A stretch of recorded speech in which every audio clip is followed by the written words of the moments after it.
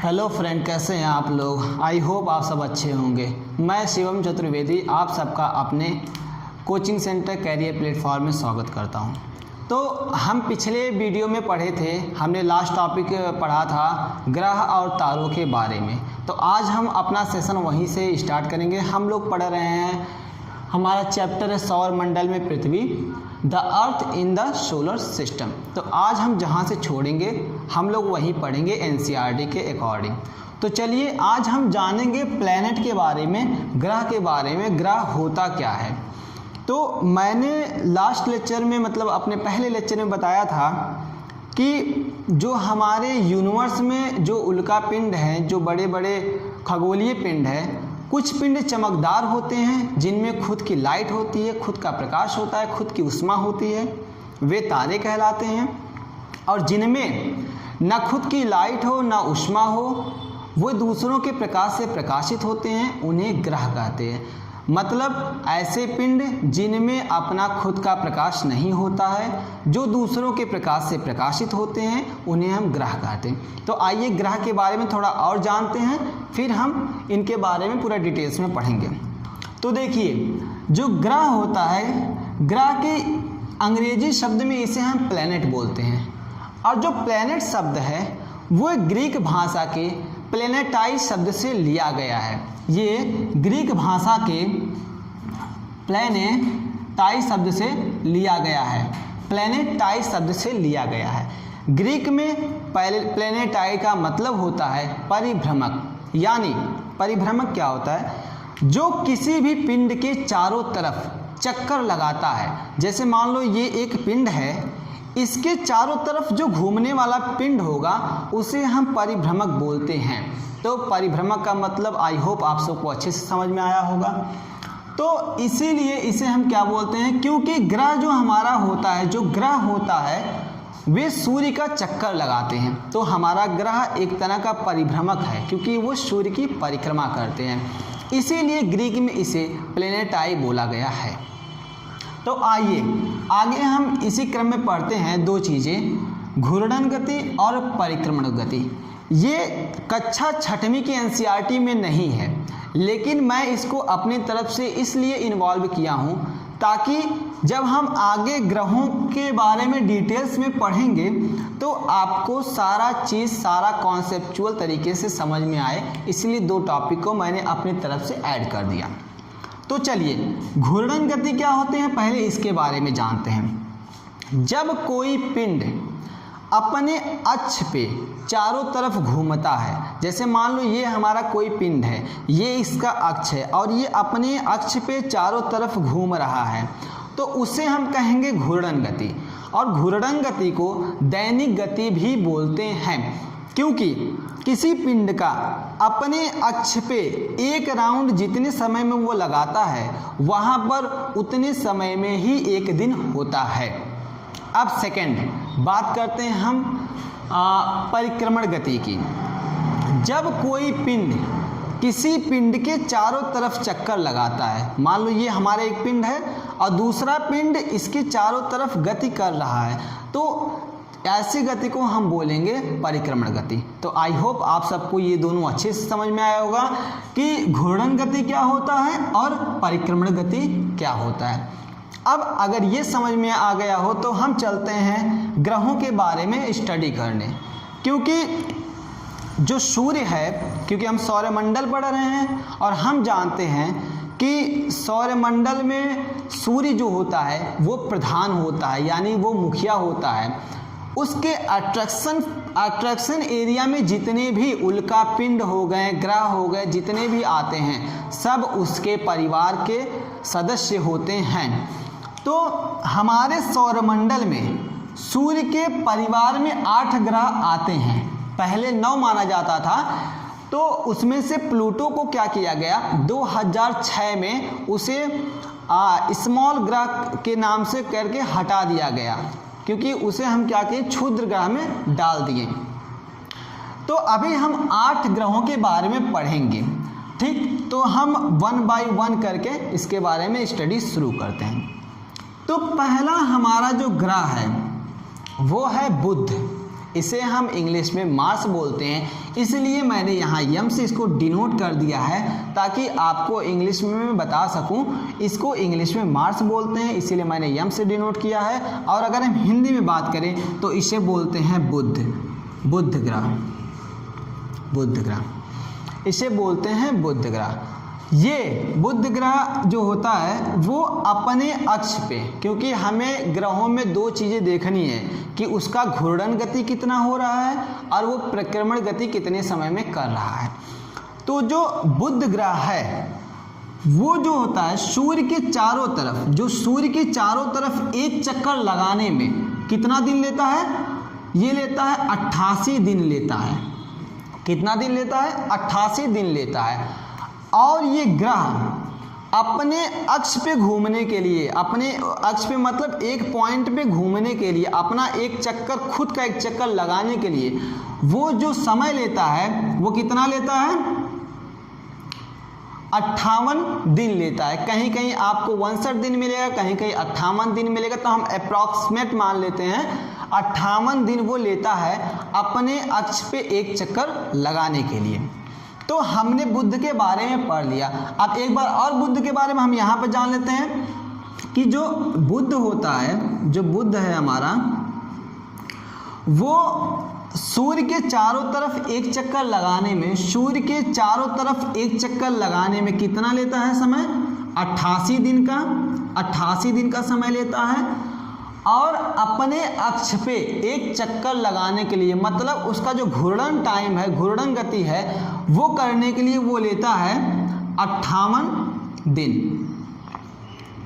अब इसमें मैं एक चीज़ और बता दूं, जो हमारा समय लगेगा परिक्रमण गति में उसे हम 1 साल मानते हैं। जितना समय लगता है किसी भी ग्रह को सूर्य का एक चक्कर लगाने में, उतने में 1 साल होता है। और जितना समय में कोई ग्रह अपने अक्ष पे एक चक्कर लगाता है वो उसकी दैनिक यानी एक दिन की गति होती है। तो समझिए अब बात को, क्योंकि बुध जो हमारा है वो 88 दिन में एक चक्कर सूर्य का लगाता है। यानी कि अगर कोई इंसान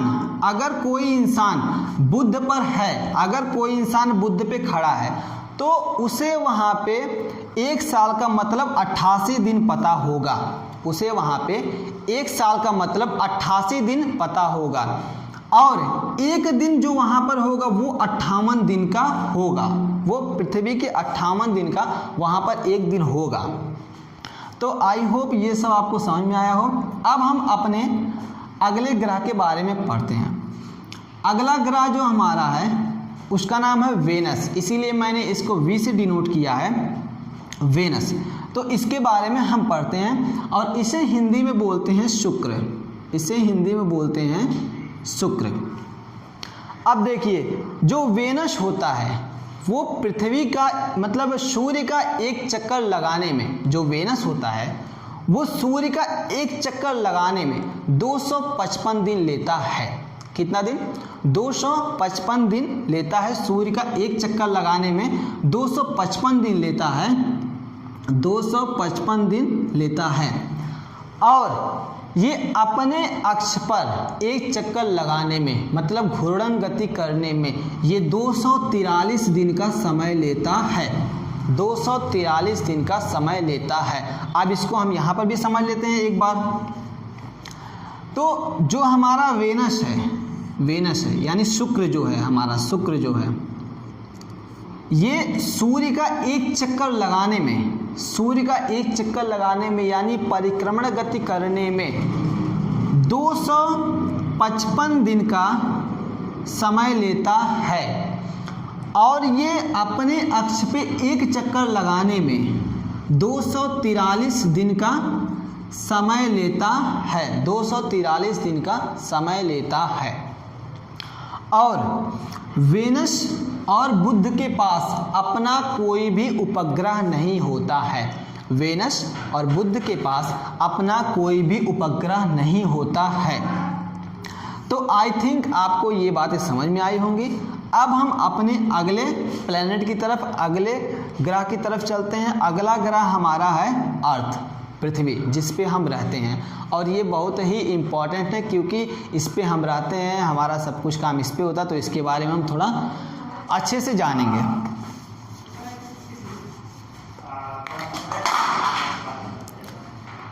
जो अर्थ होता है यानी पृथ्वी जो है, अर्थ जो होता है, पृथ्वी जो है वो सूर्य का एक चक्कर लगाती है 365 दिन में। सूर्य का एक चक्कर कितने समय में लगाती है? 365 दिन में। इसीलिए हमारे यहाँ 365 दिन का एक साल होता है, क्योंकि मैंने बताया कि कोई भी प्लेनेट, कोई भी ग्रह सूर्य का एक चक्कर जितने समय में लगाएगी वहाँ पे वो समय एक साल के बराबर होता है। तो पृथ्वी 365 दिन में एक चक्कर लगाती है सूर्य का, तो इसीलिए हमारे पृथ्वी पे 365 दिन को एक साल कहा जाता है। अब इसके हम घूर्णन गति की बात करें कि पृथ्वी अपने अक्ष पे एक चक्कर कितने समय में लगाती है, तो हम जानते हैं हमारे यहाँ 24 घंटे में एक दिन होता है। और मैंने बताया था कि कोई भी पिंड या कोई भी ग्रह जितने समय में अपना एक चक्कर लगाएगी वही समय एक दिन के बराबर होता है। तो ये 24 घंटे में, 24 आवर में, 24 घंटे में अपना खुद का एक चक्कर लगाती है, अपना खुद का घूर्णन काल तय करती है। तो इसीलिए यहाँ पे पृथ्वी पे एक दिन जो होता है वो 24 घंटे का होता है। पृथ्वी एक ऐसा ग्रह है जिस पे जीवन पॉसिबल है, जिस पे मानव का रहना संभव है, क्योंकि यहाँ पे जीवनदायिनी गैसें पाई जाती हैं, जैसे कि ऑक्सीजन हो गया, यहाँ पे पानी पाया जाता है। यहाँ का इन्वायरमेंट ही ऐसा है, बाकी ग्रहों पे ऐसा इन्वायरमेंट नहीं है। तो हम इसके बाद अगले ग्रह पे चलते हैं, लेकिन इससे पहले पृथ्वी के बारे में एक बार और जान लेते हैं कि पृथ्वी का मैंने बताया जो परिक्रमण काल होता है, मतलब जो सूर्य का एक चक्कर वो कंप्लीट करती है वो 365 दिन में कंप्लीट करती है, 365 दिन में। और इसका जो घूर्णन काल होता है वो कितना होता है? वो 24 घंटे होता है, 24 घंटे होता है पृथ्वी का घूर्णन काल होता है। पृथ्वी के पास एक उपग्रह है, पृथ्वी पे एक उपग्रह है, पृथ्वी के पास क्या है? एक उपग्रह है, एक उपग्रह है। उपग्रह क्या होता है? हम छोटा सा एक्सप्लेनेशन उपग्रह पे कर देते हैं। उपग्रह वह होता है जो किसी ग्रह के चारों तरफ घूमता है। जैसे कि ग्रह सूर्य के चारों तरफ घूमता था, वैसे ही उपग्रह जो होता है वो ग्रह के चारों तरफ घूमेगा। यानी कि पृथ्वी के पास एक उपग्रह यानी एक चंद्रमा है। चंद्रमा ही जो होता है वो पृथ्वी का एक उपग्रह है, तो चंद्रमा पृथ्वी के चारों तरफ घूमेगा। चंद्रमा जो होता है वो पृथ्वी के चारों तरफ एक चक्कर लगाता है, और पृथ्वी पे एक ही चंद्रमा पाया जाता है। थोड़ा सा और इसके बारे में जान लेते हैं कि चंद्रमा जो होता है वो पृथ्वी का एक चक्कर लगाने में 27 घंटे लेता है। कितना लेता है? 27 घंटे लेता है पृथ्वी का एक चक्कर लगाने में। ठीक, अब हम अगले पे चलते हैं अपने। इसके बाद आता है हमारा मार्स। मार्स आता है, तो मार्स के बारे में हम थोड़ा जानते हैं। मार्स पे जो मार्स का परिक्रमण काल होता है, मार्स ग्रह का जो परिक्रमण काल होता है वो 687 दिन का होता है। मतलब कि जो मार्स है वो सूर्य का एक चक्कर 687 दिन में लगाएगा। कितने दिन में लगाएगा? 687 दिन में एक चक्कर लगाएगा मार्स सूर्य का। और मार्स का जो अपना घूर्णन टाइम है, जो घूर्णन समय है, मार्स का जो घूर्णन समय है वे 24 घंटे का होता है। एकदम पृथ्वी के घूर्णन टाइम के बराबर, घूर्णन समय के बराबर होता है। मतलब पृथ्वी का और मतलब ये मार्स हमारा जो हो गया, ये दोनों अपने अक्ष पे समान समय में समान चक्कर लगाएंगे। 24 घंटे में एक चक्कर कंप्लीट करते हैं। तो मार्स पे भी जो एक दिन होगा वो 24 घंटों का होगा। मार्स पे भी एक दिन 24 घंटे का होगा, पृथ्वी पे भी एक दिन जो होगा वो 24 घंटे के बराबर होता है। इसके बाद अब हमारा इस जो मार्स होता है, मार्स के पास 2 उपग्रह हैं। मतलब कि अगर कोई इंसान मार्स पे चला जाए, चलिए यहाँ पे समझ लेते हैं। हम मार्स के बारे में पढ़ रहे हैं। अगर कोई इंसान मार्स पे चला जाए, मार्स मतलब मंगल, हिंदी में इसे कहेंगे मंगल। अगर कोई इंसान मंगल पे या मार्स पे चला जाए तो उसे आसमान में 2 चंद्रमा दिखाई देंगे, 2 मून दिखाई देंगे, 2 चंद्रमा दिखाई देंगे उसे आसमान में, क्योंकि मार्स के पास 2 उपग्रह होता है, 2 चंद्रमा होता है। और मार्स जो है वो सूर्य का एक चक्कर लगाने में 687 दिन का समय लेता है और अपने अक्ष पे एक चक्कर लगाने के लिए 24 आवर यानी 24 घंटे का समय लेता है। तो मुझे लगता है इतना टॉपिक जितना मैंने पढ़ाया अभी तक सारा क्लियर होगा। अगर कोई दिक्कत होती है इनमें तो आप कमेंट करके हमें बता सकते हैं। इसके बाद हम क्या उस पर और सल्यूशन डालेंगे, अपना और कॉन्सेप्ट आप लोगों का क्लियर करेंगे। फिर हम आगे पढ़ेंगे इसी में। जो आप लोग को ये डॉट डॉट डॉट दिख रहा होगा, कुछ लोग तो ये सोच रहे होंगे ये क्या है, और जो लोग पढ़े होंगे उनको पता होगा ये क्या है। ये जो होता है ये क्षुद्र ग्रह हैं, बहुत छोटे छोटे टुकड़ों में ये क्या है, टूटे हुए ग्रह हैं, जो कि सूर्य के अट्रैक्शन फोर्स के कारण, सूर्य के अट्रैक्शन फोर्स के कारण ये भी चक्कर लगाते हैं सूर्य का, ये भी क्या करते हैं, सूर्य का चक्कर लगाते रहते हैं। इनका जो साइज होता है वो बहुत ही छोटा होता है, इसीलिए इन्हें हम क्षुद्र ग्रह कहते हैं। अब देखते हैं, अब एक चीज और, जो क्षुद्र ग्रह के इधर के जो ग्रह हैं, जो क्षुद्र ग्रह के इधर के जो ग्रह हैं, इन्हें हम बोलते हैं आंतरिक ग्रह, इंटरनल प्लैनेट बोलते हैं, आंतरिक ग्रह, आंतरिक ग्रह बोलते हैं इन्हें, आंतरिक ग्रह, आंतरिक ग्रह बोलते हैं। और जो क्षुद्र ग्रहों के इस साइड हैं, जो क्षुद्र ग्रहों के इस साइड ग्रह हैं, इन्हें हम बोलते हैं बाह्य ग्रह। इन्हें क्या बोलते हैं, बाह्य ग्रह बोलते हैं। इनका क्या मतलब ये भी हम वीडियो के लास्ट में बताएंगे। अभी तो हम बस ग्रहों के बारे में थोड़ा थोड़ा पढ़ते हैं। हम लोग ग्रहों के बारे में अभी उतना ही पढ़ रहे हैं जितना कि हमें कक्षा 6 के NCERT में दिया है, क्योंकि अगर हम एक साथ ग्रहों के बारे में पढ़ने लगे तो जो छोटे बच्चे हैं, छोटे क्लास के बच्चे हैं, उन्हें समझने में दिक्कत होगी। इसीलिए हम NCERT को कवर कर रहे हैं 6 to 12, एक स्टेप वाइज पढ़ते जाएंगे। हम बस उतना ही टॉपिक पढ़ेंगे जितना कि कक्षा 6 में दी है। जब 7th का पढ़ाएंगे तो उतना ही टॉपिक पढ़ेंगे जितना कि कक्षा 7th में। तो चलिए हम आगे बढ़ते हैं। इसके बाद हमारा जो अगला आता है वो है जुपिटर। जुपिटर के बारे में हम समझेंगे। जुपिटर का जो परिक्रमण समय होता है, जुपिटर का जो परिक्रमण समय होता है वो होता है 11 साल 11 महीने, 11 साल 11 महीने। जो छोटे कक्षा के बच्चे हैं वो इसे लगभग 12 साल मान के याद करेंगे, उन्हें आराम से याद हो जाएगा। इन्हें हम लगभग 12 साल मान सकते हैं, 12 साल मान सकते हैं, लगभग 12 साल इन्हें हम मान सकते हैं।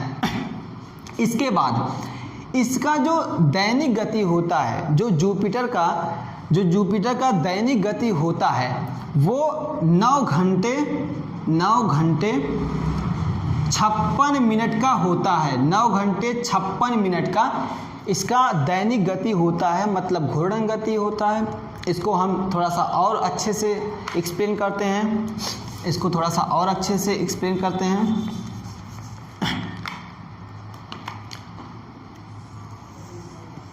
ये हमारा है जुपिटर, ये हमारा है जुपिटर। अब इसके बारे में थोड़ा सा हम और अच्छे से जानते हैं। जुपिटर जो होता है वो सूर्य के चारों तरफ, सपोज करो यहाँ पर सूर्य है, सूर्य के चारों तरफ ये जो एक राउंड मारता है, सूर्य के जो चारों तरफ एक चक्कर लगाएगा, वो 11 साल 11 महीने में कंप्लीट करता है एक चक्कर।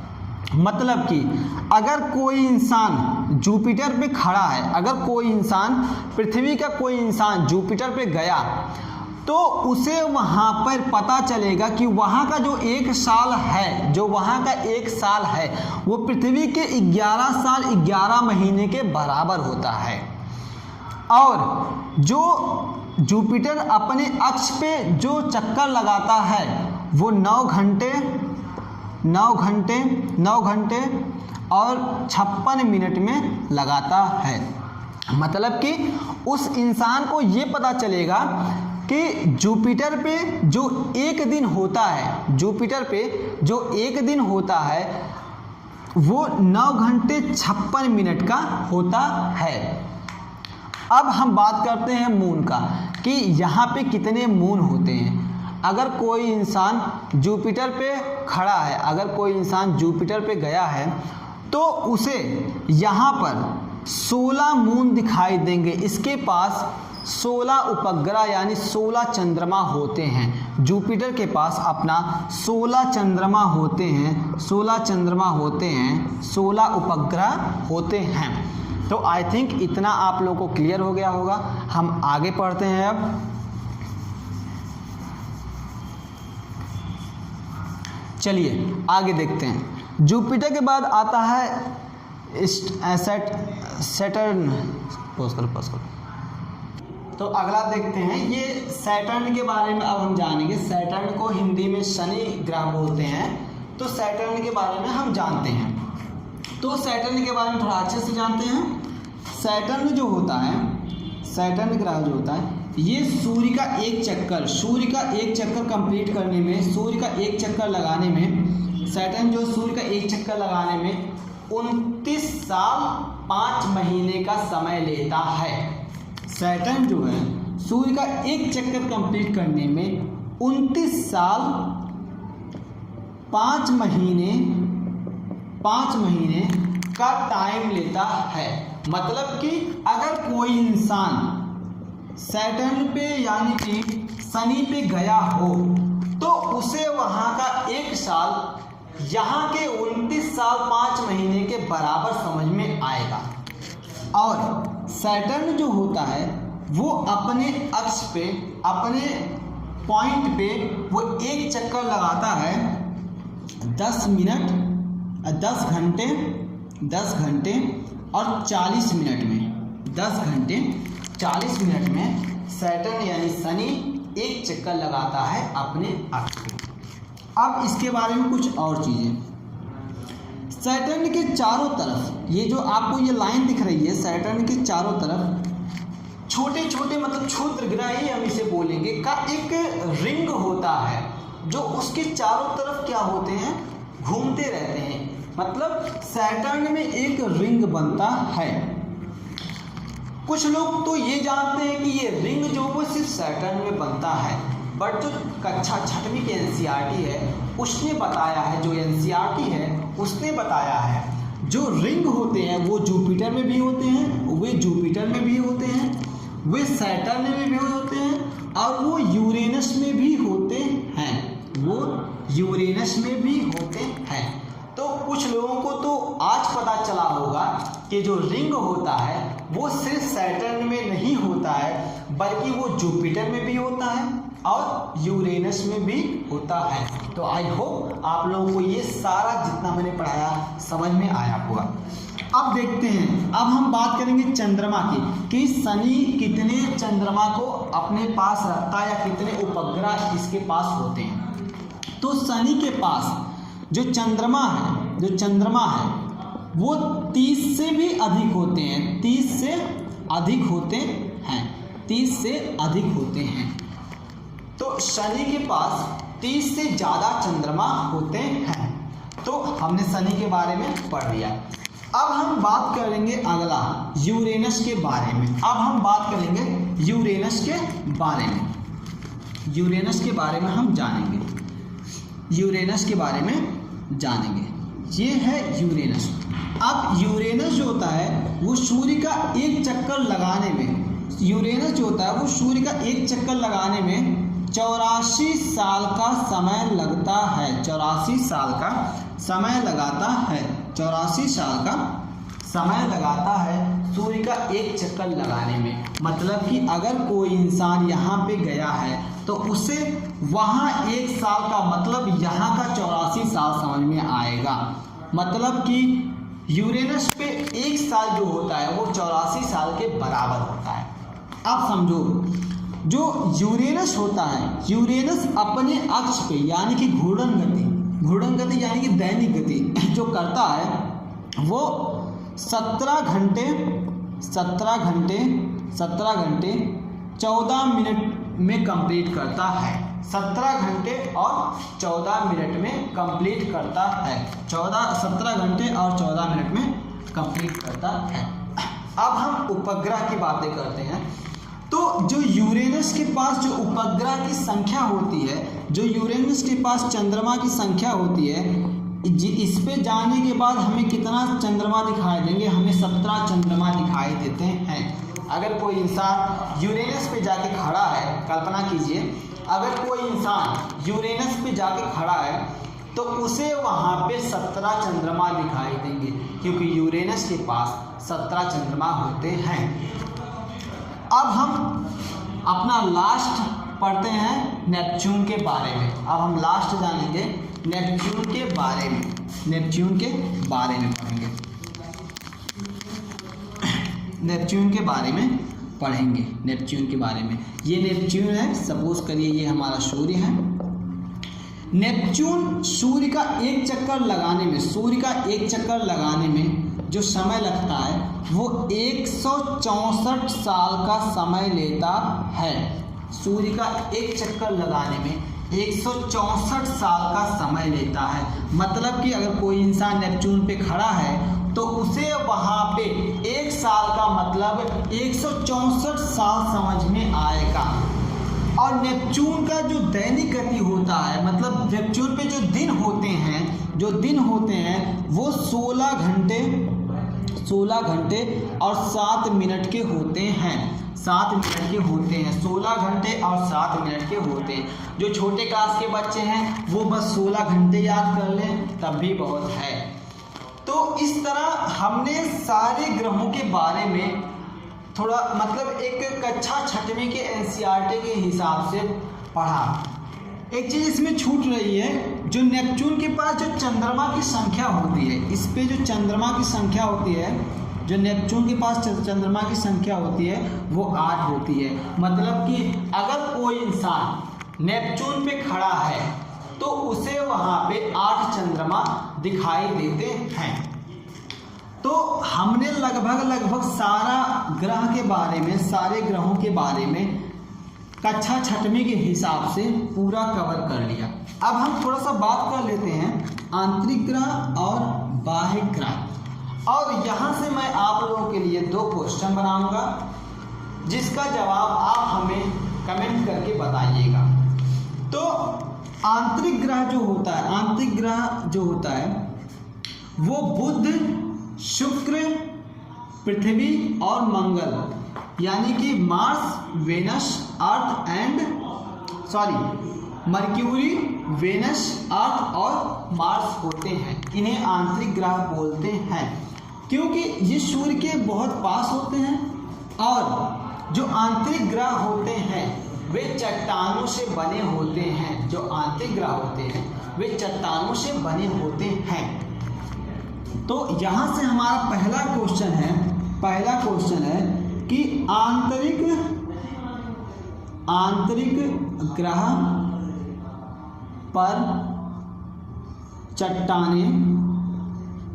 चट्टानें क्यों पाई जाती है। सेकेंड, जो बाह्य ग्रह होते हैं क्योंकि सूर्य से इनकी दूरी काफ़ी ज़्यादा होती है, सूर्य से इनका अट्रैक्शन फोर्स थोड़ा सा काफ़ी कम हो जाता है और ये क्षुद्र पिंड है हमारे उसके बाहर पाई जाती है, इसीलिए इसे हम बाह्य ग्रह बोलते हैं। बाह्य ग्रह जो होते हैं वो गैसों से बने होते हैं और ये लिक्विड फॉर्म में, इस पे जो कुछ चीज़ें होती है वो लिक्विड फॉर्म में रहती है, मतलब तरल अवस्था में रहती है। तो अगला क्वेश्चन हमारा है, सेकंड क्वेश्चन है कि बाह्य ग्रह पर गैसें क्यों पाई जाती है, क्यों पाई जाती है, और चट्टानें क्यों नहीं पाया जाता है, और चट्टानें क्यों नहीं पाई जाती है। तो ये हमारे 2 क्वेश्चन हो गए जो कि आप लोगों को कमेंट करके बताने हैं। ठीक, अब थोड़ा सा 5 मिनट का मैं समय और लूँगा और इनमें कुछ चीज़ें छूटी हुई हैं, उसको मैं कवर कर लेता हूँ। कुछ लोग सोच रहे होंगे कि सर ने ये क्या लिखा है, इसका क्या मतलब है। तो मैं बता दूं कि ये जो लिखा गया ये डाटा जो है वो बता रहा है कि हमारा ग्रह जो है वो सूर्य से कितना दूरी पर है, और ये मिलियन में है, ये मिलियन में इसे हम गिनेंगे यानी करोड़ में बताएंगे। तो जो बुध हमारा होता है, जो बुध है वो सूर्य से 58 मिलियन किलोमीटर की दूरी पर है। जो हमारा वेनस होता है वो 108 मिलियन किलोमीटर की दूरी पर है सूर्य से, इसका डिस्टेंस। पृथ्वी जो होता है वो 150 मिलियन किलोमीटर की दूरी पर है। जो हमारा मार्स होता है यानी मंगल जो होता है वो 228 मिलियन की दूरी पर है। वैसे जो हमारा जुपिटर है वो 778 मिलियन किलोमीटर की दूरी पर है। वैसे हमारा सैटर्न जो है वो 1427 मिलियन की दूरी पर है। फिर इसके बाद हमारा जो यूरेनस है वो 2862 किलोमीटर की दूरी पर है। इसके बाद लास्ट जो हमारा नेपच्यून है वो 4496 किलोमीटर की दूरी पर है। अब कुछ पॉइंट और, जैसे कि जो कंपटीशन वाले हैं क्वेश्चन कभी कभी पूछा जाता है कि हमारे ग्रहों में सबसे सूक्ष्म ग्रह और सूर्य से सबसे नज़दीक ग्रह कौन है, तो वो हमारा बुध है। बुध जो होता है वो सबसे सूक्ष्म ग्रह और सूर्य के सबसे करीब होता है। सबसे बड़े ग्रह की अगर हम बात की जाए कि सबसे बड़ा प्लैनेट कौन सा होता है, ग्रह कौन सा होता है, तो वो जुपिटर है। जुपिटर सबसे बड़ा ग्रह होता है। सबसे ज़्यादा चंद्रमा रखने वाला ग्रह कौन सा है, अगर हम ये बात करें तो हमारा सैटर्न है जो कि 30 से ज़्यादा चंद्रमा रखता है, उपग्रह बहुत ज़्यादा होता है। सूर्य से सबसे ज़्यादा दूरी पर ग्रह कौन सा होता है, तो हम जानते हैं नेपच्यून हमारा होता है। नेपच्यून जो होता है वो सूर्य से सबसे ज़्यादा दूरी पर होता है।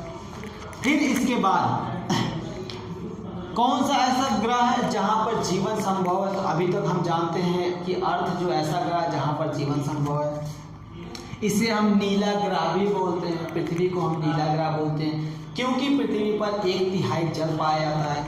इसके बाद अगर हमसे पूछ लिया कि कौन सा ऐसा ग्रह होता है जिसके पास कोई उपग्रह नहीं है, तो हम जानते हैं कि हमारा जो मर्क्यूरी है और जो वेनस है यानी जो बुध है और शुक्र है, वे ऐसे ग्रह होते हैं जिन पे कोई भी उपग्रह नहीं पाया जाता है।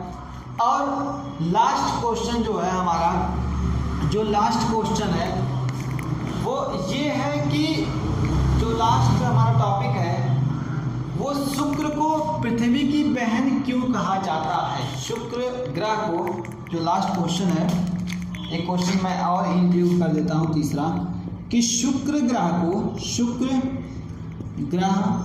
को पृथ्वी